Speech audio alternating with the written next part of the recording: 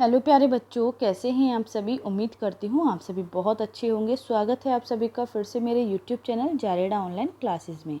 बच्चों, आज हम सभी सॉल्व करेंगे हमारे विषय सामाजिक ज्ञान की वर्कशीट सप्ताह 15 कक्षा 5 उप विषय है संकेत यंत्र भाग 2। तो बच्चों, वीडियो स्टार्ट करने से पहले आप सभी जल्दी से जाइए, लाल बटन दबाइए और सभी मेरे चैनल को सब्सक्राइब कीजिए। चैनल को सब्सक्राइब करना ना भूलिए। बच्चों, पहला प्रश्न है, भारत में प्रदर्शित प्रथम मुख्य फिल्म कौन सी थी। तो बच्चों, पहली भारत में प्रदर्शित मुख्य फिल्म थी राजा हरिश्चंद्र। ठीक है, यानी कि बोलने वाली मुख्य फिल्म। ठीक है, राजा हरिश्चंद्र। टेलीविजन का आविष्कार किसने किया था। तो बच्चों, टेलीविजन का आविष्कार J.L. बेयर्ड ने किया था। भारत में टेलीविजन की शुरुआत कब हुई। तो बच्चों, सन 1959 में टेलीविजन की शुरुआत हुई। अगला है बच्चों प्रश्न 4, रिक्त स्थान भरिए। पहली बोलती फिल्म कौन सी है बच्चों। आलम आला। देखिए, यहाँ पहली बोलती फिल्म पूछी गई है, यहाँ मुख्य फिल्म पूछी गई है जिसमें नहीं बोला जाता। पहली मुख्य फिल्म सन 1913 में दादा साहब फाल्के द्वारा निर्मित की गई थी। विश्व की पहली लुमियर भाइयों द्वारा पेरिस में दिखाई गई थी। इंटरनेट आपस में जुड़े कंप्यूटर नेटवर्क का जाल है। ठीक है बच्चों, कंप्यूटर नेटवर्क का जाल है। अगला है, भारत में रेडियो का पहला प्रसारण दिल्ली में हुआ या मुंबई में। तो बच्चों, दिल्ली में हुआ था रेडियो का पहला प्रसारण। अगला प्रश्न है बच्चों प्रश्न 5, मिलान कीजिए। BBC, British broadcasting corporation, AIR all India radio. Internet की शुरुआत कहाँ हुई थी बच्चों। संयुक्त राज्य अमेरिका। आलम आरा के निर्माता अर्देशरी ईरानी। ठीक है। अगला प्रश्न है प्रश्न 6, यदि संसार के सभी इंटरनेट संबंधी सेवाएं अचानक बंद हो जाए तो हमारे दैनिक जीवन पर उसका क्या प्रभाव पड़ेगा। कोई 2 प्रभाव आपको बताने हैं। तो देखिए बच्चों, सभी कार्यालय के काम रुक जाएंगे, रेलगाड़ियों पर भी असर पड़ेगा। तो यहाँ लिखेंगे सभी कार्यालयों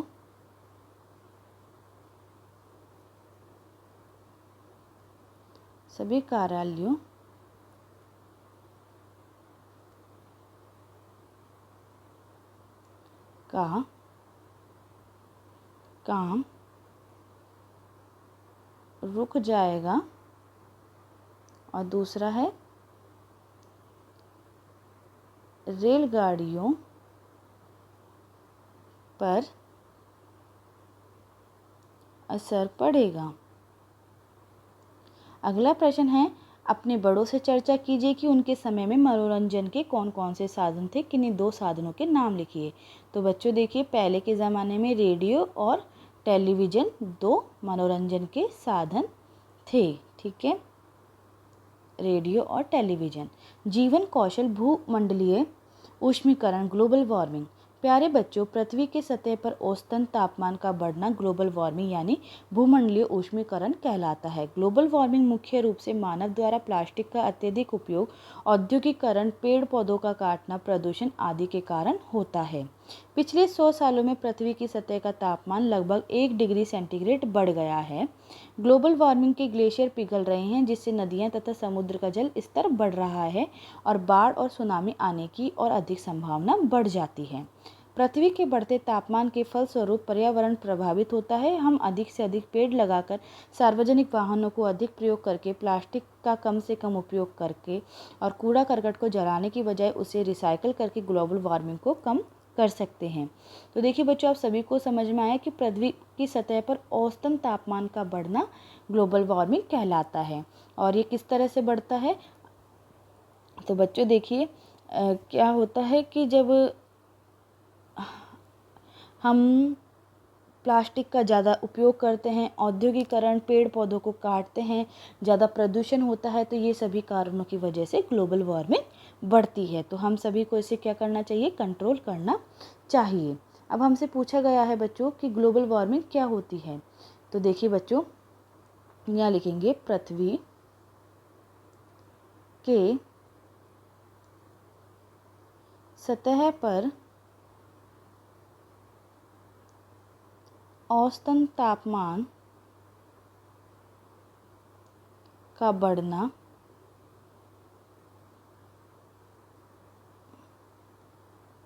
ग्लोबल वार्मिंग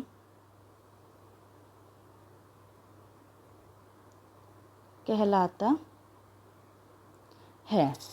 हम ग्लोबल वार्मिंग को कम करने में कैसे मदद कर सकते हैं, किन्हीं 3 उपाय लिखिए। तो बच्चों कैसे कम कर सकते हैं, हमें कोई 3 उपाय यहाँ पे लिखने हैं।